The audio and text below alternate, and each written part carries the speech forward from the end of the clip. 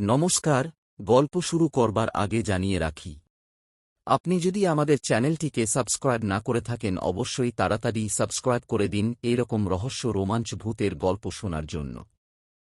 Disclaimer: মদ্যপান এবং ধূমপান স্বাস্থ্যের পক্ষে ক্ষতিকারক, এটি ক্যান্সারের কারণ। তাহলে চলুন গল্প শোনা যাক। আজকের গল্প ভয়াবহ অন্ধকারের আক্রমণ। রাতের নির্জনতা আর নিস্তব্ধতায় মোড়ানো ছোট্ট গ্রাম সজনপুর।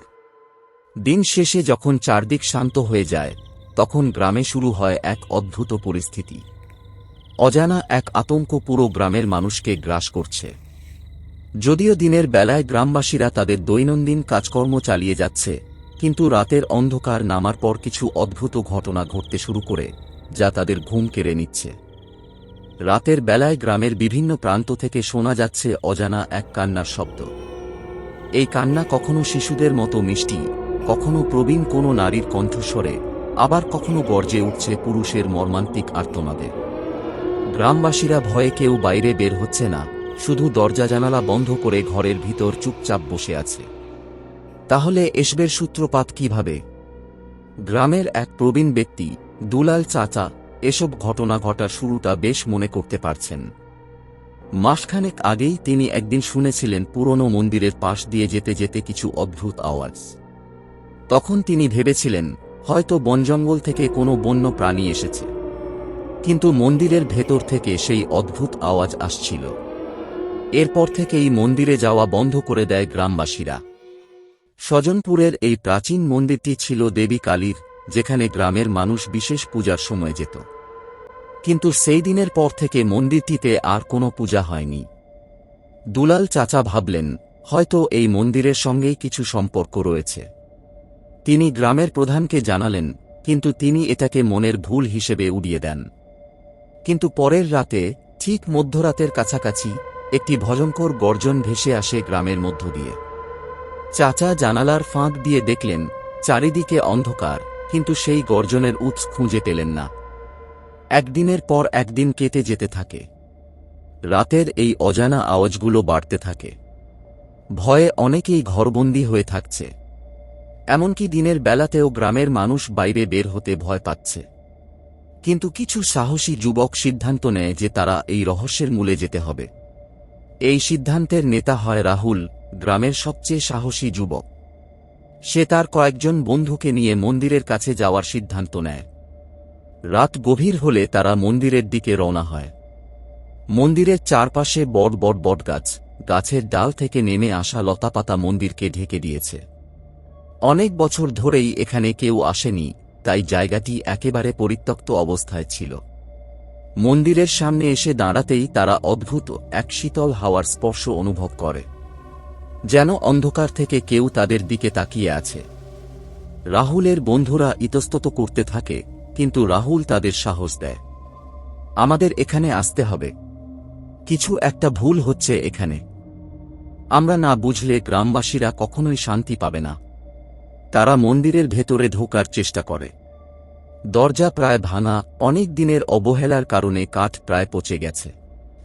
মন্দিরের ভেতরে ঢুকতেই ভয়ঙ্কর দুর্গন্ধ তাদের আঘাত করে। মন্দিরের ভিতরে ঢুকে সবাই থমকে দাঁড়ায়। সামনের দিকে মাটির নিচ থেকে যেন একটা চাপা গর্জন শোনা যাচ্ছে। মন্দিরের মেঝেতে ফাটল দেখা দিয়েছে, এবং সেই ফাটল থেকে বেরোচ্ছে এক ধরনের কালো ধোঁয়া। রাহুল সামনে এগিয়ে যায় এবং মাটিতে পড়ে থাকা একটি পুরনো পুঁথি খুঁজে পায়। পুঁথিতে লেখা কিছু মন্ত্র, কিন্তু সেগুলো কোনো পরিচিত ভাষা নয়। পুঁথির শেষ পাতায় একটি চিত্র আঁকা ছিল, যেখানে দেখা যাচ্ছে একটি অদ্ভুত দর্শন কালো ছায়ামূর্তি।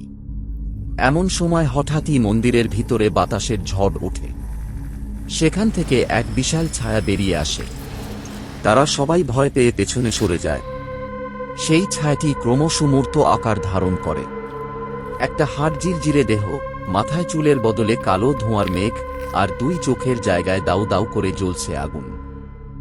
আমার মুক্তি হয়েছে বলে ভয়ঙ্কর সেই ছায়ামূর্তি গর্জে ওঠে। রাহুল এবং তার বন্ধুরা পিছু হটে, কিন্তু তাদের পায়ের তলা থেকে যেন মাটি সরে গেছে। ছায়াটি মন্দিরের দেয়ালের দিকে ঘুরে তাকায়, এবং তার পেছন থেকে এক ঝাঁক কালো চক্রাকার ধোঁয়ার মতো কিছু বেরিয়ে আসে। সেই ধোঁয়া গ্রামের দিকে ছুটে যায়, যেন সেখানে কোনো ভয়ঙ্কর কিছু ঘটাতে প্রস্তুত। রাহুল হঠাৎ বুঝতে পারে এই ছায়াটি কোনো সাধারণ ছায়া নয়, এটি এক প্রাচীন অভিশাপ। সে দ্রুত সেই পুরনো পুঁথিটি খুলে দেখতে শুরু করে। অনেক কঠিন মন্ত্র আর প্রতীক চিত্র আঁকা ছিল পুঁথিতে। কয়েক পৃষ্ঠার পর সে খুঁজে পায় এক পুরনো কাহিনী, যেখানে লেখা ছিল এই মন্দির একবার এক তান্ত্রিক দ্বারা অভিশপ্ত হয়েছিল। সেই তান্ত্রিক দেবী কালীর মন্দিরে প্রবেশ করতে চেয়েছিল তার শক্তি অর্জনের জন্য, কিন্তু গ্রামের সাধু পুরোহিত তাকে বাধা দেয়। তার রাগে তান্ত্রিক মন্দিরকে অভিশাপ দেয় এবং তার মৃত্যুর পর তার আত্মা এই মন্দিরে বন্দী হয়ে থাকে। রাহুল বুঝতে পারে সেই ছায়া আসলে সেই তান্ত্রিকের অভিশপ্ত আত্মা। দীর্ঘদিন ধরে মন্দিরের ফাটলে বন্দী ছিল সে, আর এখন তারা ভুল করে তাকে মুক্ত করেছে। রাহুল এবং তার বন্ধুরা গ্রামে ফিরে আসে, কিন্তু ততক্ষণে অনেক ক্ষতি হয়ে গেছে। কালো ধোঁয়াটি গ্রামের প্রতিটি বাড়িতে ছড়িয়ে পড়েছে। যারা সেই ধোঁয়ার সংস্পর্শে এসেছে তারা অদ্ভুতভাবে আচরণ করতে শুরু করেছে। কেউ কেউ একেবারে নিস্তব্ধ হয়ে গেছে, কেউ কেউ অদ্ভুতভাবে হাসতে শুরু করেছে, আবার কেউ কেউ হঠাৎ করে হারিয়ে যাচ্ছে। গ্রামের লোকেরা বুঝতে পারে তারা এক ভয়ঙ্কর বিপদের মুখে পড়েছে। রাহুল দ্রুত গ্রামের প্রধান এবং বাকি মানুষদের ঘটনাটি জানায়। সবাই ভয়ে আতঙ্কিত হয়। কেউ কেউ পালানোর চেষ্টা করে, কিন্তু অদ্ভুতভাবে কেউই গ্রাম ছেড়ে যেতে পারছে না, যেন কোনো অদৃশ্য শক্তি তাদের ঘিরে রেখেছে। রাহুল ঠিক করে সে এই আতঙ্ক থেকে গ্রামকে মুক্ত করবে। সে আরও পুঁথিগুলো নিয়ে পড়াশোনা করতে শুরু করে। একটি বিশেষ মন্ত্র ছিল যা সেই ছায়ামূর্তিকে আবার বন্দী করতে পারে, কিন্তু সেই মন্ত্র বলার জন্য প্রয়োজন ছিল একটি বিশেষ প্রতীক যা মন্দিরের মেঝেতে আঁকা ছিল। রাহুল বুঝতে পারে তাকে আবার মন্দিরে ফিরে যেতে হবে। রাত গভীর হলে রাহুল একাই মন্দিরের দিকে রওনা হয়। তার সাথে শুধুমাত্র একটি টর্চলাইট এবং পুঁথিগুলো। মন্দিরে পৌঁছাতেই আবারও সেই ভয়ঙ্কর ঠান্ডা বাতাসের ছোঁয়া লাগে। তিনি মন্দিরের ভেতরে প্রবেশ করেন এবং মেঝেতে সেই প্রতীক খুঁজে পান। প্রতীকটি মাটির ফাটলের ঠিক পাশে ছিল, যা সেই কালো ছায়াটিকে বের হওয়ার পথ করে দিয়েছে। রাহুল মন্ত্রটি জপ করতে শুরু করে। কিছুক্ষণ পরেই মন্দিরের ভিতরে বাতাসের ঝড় উঠতে থাকে। ছায়ামূর্তি আবারও বেরিয়ে আসে, কিন্তু এবার রাহুল প্রস্তুত ছিল। মন্ত্রটি ধীরে ধীরে তার কণ্ঠে জোর পায় এবং ছায়ামূর্তিটি কষ্টে চিৎকার করতে থাকে। সেই অদ্ভুত কালো ধোঁয়ায় মন্দিরটি ভরে যেতে থাকে। রাহুল জপ চালিয়ে যেতে থাকে। কালো ছায়ামূর্তির রাগ যেন গ্রাস করতে চায় পুরো মন্দিরটিকে। মন্দিরের পুরনো দেওয়ালগুলো কাঁপতে শুরু করে। ছাদ থেকে মাটির টুকরো পড়তে থাকে। প্রতিবার ছায়ামূর্তি চিৎকার করে উঠলে মন্দিরের ভিতর যেন ভূমিকম্পের মতো কম্পন ছড়ায়। রাহুল বুঝতে পারে ছায়ামূর্তিটি সম্পূর্ণরূপে নিঃশেষ হওয়ার আগেই তাকে মন্ত্র শেষ করতে হবে। তার মুখ থেকে মন্ত্রের প্রতিটি শব্দ যেন একটি অস্ত্রের মতো ছায়ামূর্তির ওপর আঘাত করতে থাকে। কিন্তু সেই মূর্তি ক্রমেই ভয়ঙ্কর হয়ে উঠছে, তার কালো ধোঁয়া চারপাশে ছড়িয়ে পড়ছে। মন্দিরের দেওয়ালে আঁকা দেবী কালীর মূর্তিটিও যেন এই পরিস্থিতিতে অদ্ভুতভাবে কাঁপতে থাকে, যেন মূর্তিটি জীবন্ত হয়ে উঠতে চাইছে। কিছুক্ষণের মধ্যেই কালো ছায়ামূর্তি বুঝতে পারে যে সে পরাজিত হতে চলেছে। তার বিশাল আকৃতি ক্রমেই ছোট হতে শুরু করে। ছায়ামূর্তিটি মেঝের প্রতীকের ওপর জোরে চিৎকার করে ঝাঁপিয়ে পড়ে, যেন সে রাহুলকে থামাতে চায়। কিন্তু রাহুল তখন মন্ত্রের শেষ অংশটুকু বলার জন্য মনোযোগ কেন্দ্রীভূত করে। এক মুহূর্তের মধ্যে ছায়ামূর্তির দেহ থেকে আগুনের স্ফুলিঙ্গের মতো আলো ছড়িয়ে পড়ে। মন্দিরের চারপাশের দেওয়ালগুলো আগুনের শিখায় আলোকিত হয়ে ওঠে এবং সেই কালো ধোঁয়া আর ছায়ামূর্তি পুরোপুরি ভেঙে যায়। একটি বিকট শব্দ হয় এবং মুহূর্তের মধ্যেই সবকিছু থেমে যায়। রাহুল হালকা মেঝেতে পড়ে গেল। সবকিছু নিস্তব্ধ হয়ে গেল। সে বুঝতে পারল মন্দিরের অভিশাপের ছায়া অবশেষে শেষ হয়েছে। মন্দিরের বাতাসে সেই ঠান্ডা অনুভূতিটা আর নেই। রাহুল ধীরে ধীরে উঠে দাঁড়ায় এবং বাইরে বেরিয়ে আসে। রাত এখনো গভীর, কিন্তু অদ্ভুত কোনো আওয়াজ নেই। গ্রামে ফিরে আসার সময় রাহুল দেখে ধীরে ধীরে গ্রামবাসীরা স্বাভাবিক হয়ে উঠছে।